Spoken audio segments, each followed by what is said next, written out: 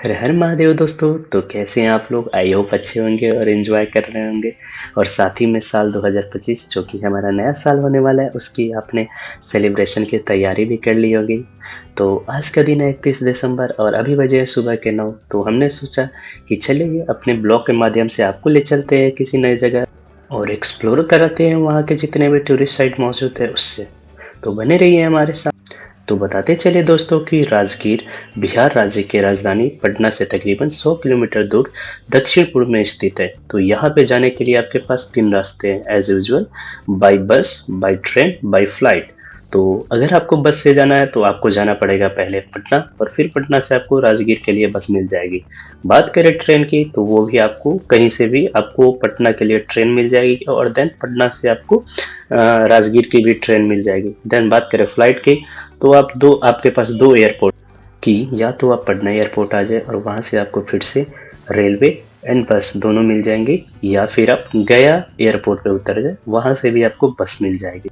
तो दोस्तों हमने चुना है कि हम राजगीर पहुंचेंगे सेल्फ ड्राइव करके। तो मैं और मेरा भाई रोशन दोनों निकल चुके हैं राजगीर के लिए। तो दोस्तों चलिए बात कर लेते हैं राजगीर से जुड़े कुछ पौराणिक और ऐतिहासिक बातें। तो दोस्तों राजगीर के वैसे तो बहुत सारे एंशिएंट्स नेम हैं, लेकिन उनमें से एक सबसे प्रसिद्ध नाम गिरिब्रज है, जो कि मगध महाजनपद, जो कि हमारे इतिहास में एग्जिस्ट करता था, सबसे बड़े महाजनपद के नाम से भी जानते थे। उसकी सबसे पहली राजधानी राजगीर ही थी, जिसे उस वक्त गिरिब्रज के नाम से जानते थे। और दोस्तों बात करें मगध साम्राज्य के सबसे पहले शासक की तो वो थे जरासंध, जिसके बारे में आपने महाभारत में सुना और देखा भी होगा। तो साथ ही बता दें दोस्तों कि जरासंध जो कि मगध के पहले शासक थे, उनकी जन्मस्थली भी राजगीर में ही है। और साथ ही बता दें दोस्तों कि हमारे इतिहास के भारत जो कि अखंड भारत है, उसके जितने भी महान शासक हुए हैं उन सबकी राजधानी राजगीर ही थी, जैसे कि महापद्मानंद, धनानंद, चंद्रगुप्त मौर्य और सम्राट अशोक, जिनके बारे में तो आप सब जानते ही होंगे। तो ऐसे ही करके हम लोग पहुंच चुके हैं राजगीर और तलाश करते हैं हमारे स्टे के लिए एक बजट फ्रेंडली होटल जो आपके और हमारे बजट दोनों में हो। तो फाइनली गाइस हमें मिल चुका एक प्यारा सा होटल जिसका नाम है होटल श्री राम, और ये राजगीर के मुख्य मार्ग पे स्थित है और यहाँ से बस मार्केट आपको हर जगह थोड़ी ही दूर पे पड़ेगी। तो बात करें इसके चार्जेस की तो हमें एक कमरा पड़ा है 1000 रुपीज पर नाइट के लिए, यानी अगर आप 2 बंदे हैं तो आपको पर हेड 500 मिलेगा। और चलिए आपको लेकर चलते हैं हमारे कमरे के अंदर। तो ये रहा हमारा प्यारा कमरा।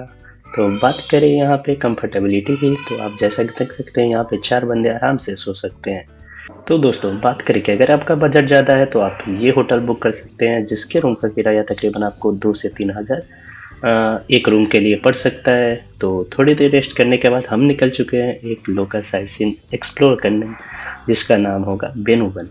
तो चलिए आपको लेकर चलते हैं और दिखाते हैं कि कैसा है ये बेनुवन। तो चलिए बात करते हैं कि इससे जुड़े कुछ ऐतिहासिक और पौराणिक बात। तो दोस्तों बता दें कि बेनुवन नाम का असल मतलब होता है बम्बू फॉरेस्ट।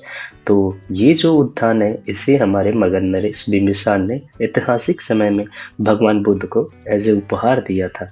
तो चलिए आपको लेकर चलते हैं इस उद्यान के अंदर और दिखाते हैं यहाँ के खूबसूरत नज़ारे और कलाकृतियाँ। तब तक बने रहिए हमारे साथ और एंजॉय करिए हमारे ब्लॉग को। अगर हमारे चैनल पर नए हैं तो लाइक और सब्सक्राइब करना ना भूले दोस्तों, और साथ में ही बेल आइकन को प्रेस करना ना भूले। तो बात करें दोस्तों यहाँ पे एंट्री की, तो उसके लिए आपको लेना होगा एंट्री टिकट, जिसका की कॉस्ट पड़ेगा आपको 20 रुपीज़ पर पर्सन, जैसे कि आप इस प्राइस चार्ट में देख सकते हैं। तो हमने भी ले लिया है हमारा 2 टिकट और अभी आपको लेके चलते हैं अंदर और दिखाते हैं यहाँ के बहुत सारे मनमोहक दृश्य। तो बने रहिए हमारे साथ और एंजॉय करिए इस ब्यूटीफुल सीनरी को। तो दोस्तों आप सामने देख सकते हैं कि इन दीवारों पे जितने भी बौद्ध भिक्षु हैं या बुद्धिस्ट मॉन्क्स हैं उनकी मूर्तियां लगी हुई हैं, जो कि अनेक अनेक मुद्राओं में मेडिटेशन करते हुए दिखाए गए हैं, जो कि बहुत ही खूबसूरत लग रहे हैं। और ये नज़ारे आप देख ही सकते हैं कि आप खूब है। तो चलिए आपको लेकर चलते हैं हमारे सफ़र पे आगे और दिखाते हैं कुछ शिलालेख जिन पे जापानीज लैंग्वेज में कुछ लिखा हुआ है। और साथ में ही दोस्तों आप ये देख सकते हैं वट वृक्ष जो कि कितना ही विशाल है, और आप अनुमान लगा ही सकते हैं कि ये कितना पुराना होगा। तो आगे बढ़ते हैं हमारे सफ़र पे। और दोस्तों ये रहा वो शिलालेख जिसपे जापानीज लैंग्वेज में कुछ लिखा हुआ है, जो कि तो हम पढ़ नहीं सकते, पर ये गेस करके ज़रूर बता सकते हैं क्योंकि हमारे जितने भी नेबर कंट्री है वो हमारे बुद्धिस्ट सेक्टर से जुड़ा हुआ है, तो उसी की वजह से यहाँ पे ये आपको शिलाभिलेख मिल रहे हैं। तो आप यहाँ पे देख सकते हैं हमारे भगवान बुद्ध की छोटी छोटी मूर्तियाँ हैं, कितनी ही प्यारी लग रही है और कितने ही अच्छे ढंग से इन्हें सजाया गया है। और दोस्तों अभी हम लोग आ चुके हैं इसमें स्थित एक ब्रिज पे, जो कि आप देख सकते हैं कितना ही प्यारा लग रहा है।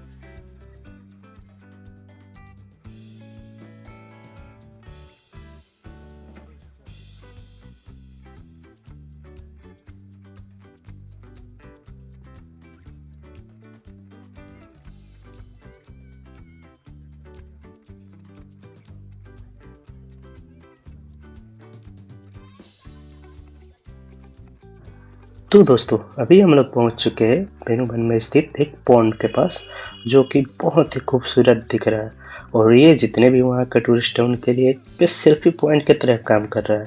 तो चलिए आपको इसके दिखाते हैं कुछ क्लोज व्यूज। तो बने रहिए हमारे साथ और एंजॉय करिए इस ब्यूटीफुल पॉन्ड के नज़ारे को।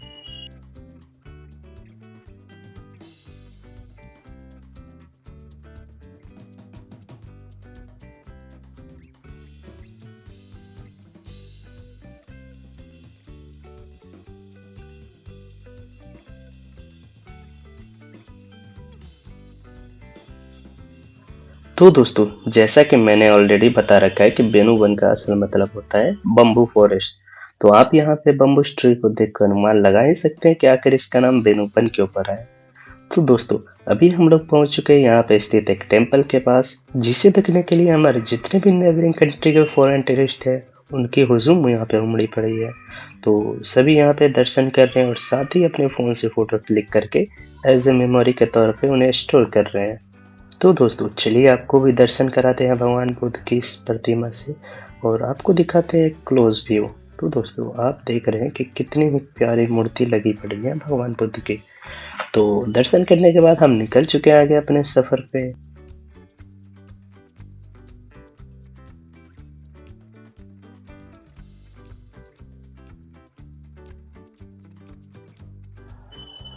तो दोस्तों अभी हम लोग पहुंच चुके हैं एक और एरिया के पास, जो कि जितने भी बुद्धिस्ट मॉन्क्स हैं उनके मेडिटेशन और रिचुअल परफॉर्म करने की एरिया है। तो जैसा कि आप इस बोर्ड पे पढ़ सकते हैं, यहाँ पे किसी थाईलैंड की प्रिंसेस का नाम दिया हुआ है। तो दोस्तों आपके दिमाग में ये आ रहा होगा कि आखिर यहाँ पे थाईलैंड का नाम क्यों है। तो दोस्तों बता दें कि हमारा बुद्धिस्ट सेक्टर जो कि 3 भागों में बटा हुआ था, हीनयान, महायान और वज्रयान, उसकी टीचिंग्स डिफरेंट डिफरेंट हमारे नेबरिंग कंट्री में फैली हुई थी। जो कि बात करें थाईलैंड की, तो यहाँ पे हीनयान सेक्ट की टीचिंग्स फैली हुई थी। तो इसीलिए हमारा थाईलैंड के जितने भी टूरिस्ट हैं यहाँ पे विजिट करते हैं और भगवान बुद्ध को प्रेस करते हैं।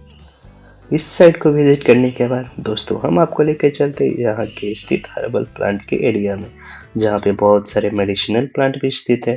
खैर जब हम यहाँ पे पहुंचे तो यहाँ पे बंदरों का झुंड था, इसलिए हम आगे नहीं गए, क्योंकि ना तो हमें इन्हें डिस्टर्ब करना उचित लग रहा था और ना ही हमारे लिए ये उचित था। तो दोस्तों इस प्लेस को भी विजिट करने के बाद हम बढ़ चुके हैं आगे वन में और आपको लेके चलते हैं नेक्स्ट, जो कि हमारा रहेगा कैक्टस एरिया, और दिखाते हैं यहीं पे स्थित है भगवान बुद्ध की एक और प्रतिमा और साथ ही में दिखाएंगे आपको बहुत सारे कैक्टस ट्री। तो बने रहिए हमारे साथ और एंजॉय करिए हमारे ब्लॉग।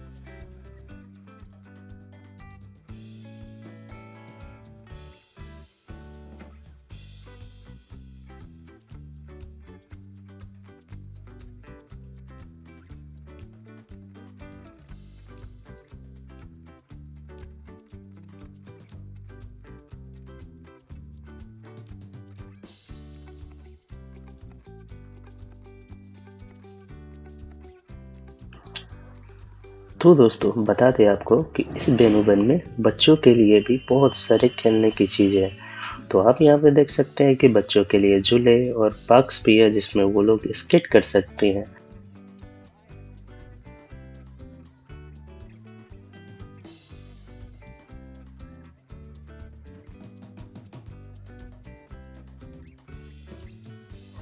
तो दोस्तों फाइनली हम लोग पहुंचने वाले हैं हमारे बेनुबन के आखिरी पड़ाव, जो कि है हमारा फ्लावर्स एरिया।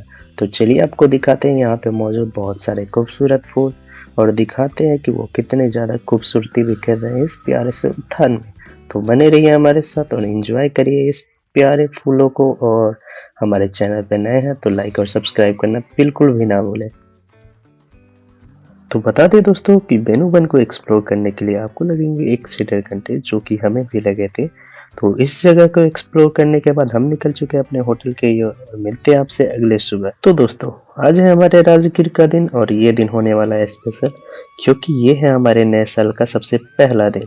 तो दोस्तों, हम लोग पहुंच चुके हैं एक बहुत ही प्यारे से लोकेशन पे और यहाँ हम आए हैं सुबह का नाश्ता करने। तो दोस्तों, आप देख सकते हैं यहाँ पे टूरिस्ट पिकनिक के लिए आए हुए हैं और कितने सारे यहाँ पे लड़के जो कि हमारे बिहार गवर्नमेंट स्कूल के लिए स्टूडेंट्स होते हैं वो भी आए हैं और पिकनिक मना रहे हैं।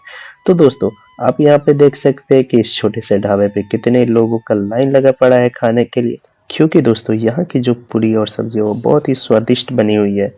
तो दोस्तों, बता दें कि आपके पास बहुत सारे ऑप्शन है। आप किसी भी रेस्टोरेंट में जाएंगे खाने के लिए तो आपको पर हेड 200 से 300 रुपये पड़ेंगे। तो खैर, हमें तो खाना था और साथ में ही एक ब्यूटीफुल सीनरी एंजॉय करना था, तो इसलिए हम छोटे से ढाबे पे गए हुए थे। तो दोस्तों, चलिए हमारे साथ और आपको लेके चलते हैं फिर से एक नए शुरुआत पे और नए डेस्टिनेशन पॉइंट पे। तो बने रहिए हमारे साथ और एंजॉय करिए हमारे ब्लॉग को। तो बता दें दोस्तों कि राजगीर में जितने भी टूरिस्ट साइट हैं वो राजगीर मेन मार्केट से तकरीबन 6 से 7 किलोमीटर रेडियस के अंदर ही मौजूद है। तो वहां पे जाने के लिए आपके पास हर चीज़ की व्यवस्था है, जैसे कि आप तांगा यूज़ कर सकते हैं, ई रिक्शा भी यूज़ कर सकते हैं और सेल्फ राइड करके भी जा सकते हैं। तो दोस्तों, बताते चले कि हमारा जो राजगीर है वो सिर्फ बौद्ध धर्म, जैन धर्म की आस्था से नहीं, बल्कि हमारे इंडिया के सिख धर्म के भी आस्था से जुड़ा है, क्योंकि यहीं पे हमारे सिख धर्म के संस्थापक श्री गुरु नानक देव जी भी आए थे, जो कि आप देख सकते हैं। इस गुरुद्वारे का नाम गुरुद्वारा गुरु नानक देव शीतल कुंड है। मान्यता ऐसी है कि यहाँ के लोग जब परेशान हो गए थे यहाँ के गर्भ कुंड के पानियों से और हर जगह सल्फरस पानी था, तो उन्होंने श्री गुरु नानक देव जी से आग्रह किया। तो गुरु नानक देव जी ने एक कुंड के ऊपर इशारे करते हुए कहा कि आज से इसका पानी शीतल होगा, और तभी से यहाँ का पानी शीतल हो। तो दोस्तों, हमारी किस्मत तो खराब थी, क्योंकि आज हो रहा था गुरुद्वारे में सफाई और इसके कारण गुरुद्वारा बंद था। तो हम बढ़ चुके हैं आगे अपने एक नए टूरिस्ट साइट पे। तो चलिए आपको लेके चलते हैं वहां पर।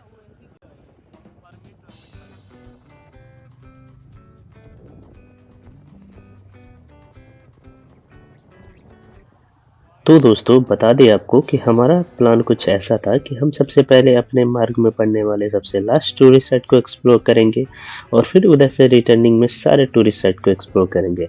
तो इस तरह देखा जाए तो हमारा सबसे पहले टूरिस्ट साइट होगा साइक्लोपियन वॉल, जो कि 40 किलोमीटर लंबा एक दीवार है, जो कि हमारे पुराने समय में हमारे जो राजगीर, जो कि मगध साम्राज्य की राजधानी हुआ करती थी, उसे बचाता था दुश्मनों से। तो चलिए आपको दिखाते हैं इसका कुछ क्लोज व्यू और इसके पास जो नज़ारे हैं वो क्या खूब है। तो हम लोगों ने यहाँ पे रुके कुछ तस्वीरें खींची और फिर बढ़ चले अपने दूसरे टूरिस्ट साइट के तरफ। तो दोस्तों, हम लोग पहुंच चुके हैं हमारे दूसरे टूरिस्ट साइट पे, जो कि है लॉर्ड कृष्णा के जो रथ का पहिया था उसका मार्ग। तो बात करें पौराणिक मान्यताओं के, तो महाभारत काल के समय जब भगवान श्री कृष्ण रथ पे सवार होके यहाँ पे आए थे, उसी समय से ये जगह चिन्हित हो गया था। तो चलिए आपको पास से दिखाते हैं ये निशान।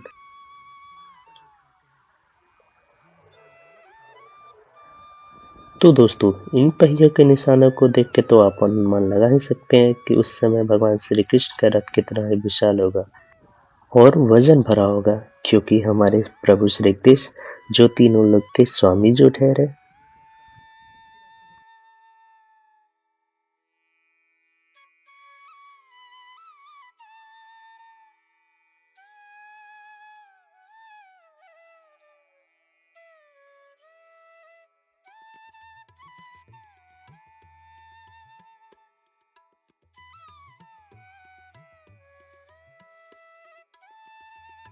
तो स्वागत है आप सबका फिर से